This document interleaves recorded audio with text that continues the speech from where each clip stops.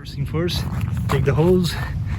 Before even putting the radiator and oil cooler cover, make sure you flush down all the dirt which there is in the radiator and in the oil cooler. So I'm gonna take my hose, spray water.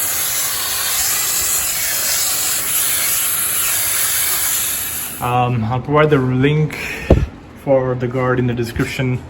There's one which has this built into it, which goes alongside into the screws, and on the bottom goes on the stud. Same thing for the top. This is part of the radiator guard.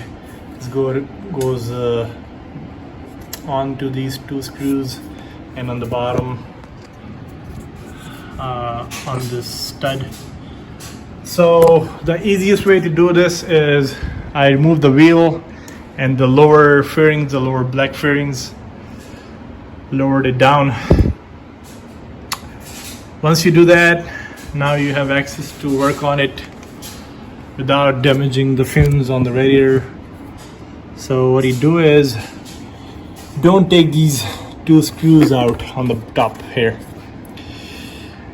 Rather, what you do is, there's a pin which you slide in and out. So if you slide this pin out, then you can easily put the guard on and then slide the pin back on. If you take the screws out, it's pretty hard to put it back on. So don't take the screw out. Same thing on the other side. There's a pin. You slide this pin out. It's, as you can see, this is moving. You slide this pin out, put the guard on, and then you slide the pin back on. Same thing for the bottom stud. There is a pin here as well. You slide the pin out, put the radiator guard on, and then slide the pin back on. For the bottom guard, there's two T25 screws, product screws on the bottom here. This one.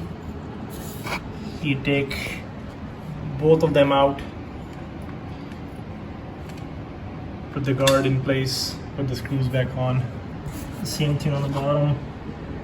There's a pin on the stud. You slide it out. There's a washer which looks like this. I'm not using the washer on the bottom ones. On the bottom guard, just because there's not enough room, and the guard this bracket is taking the washer place, is doing the washer's job. So I put the guard on and slide the pin back on to the stud, and then rest is back to put the things back. The fairings would go on, and then the wheel. I'm using this front stand which holds the bike up under the forks.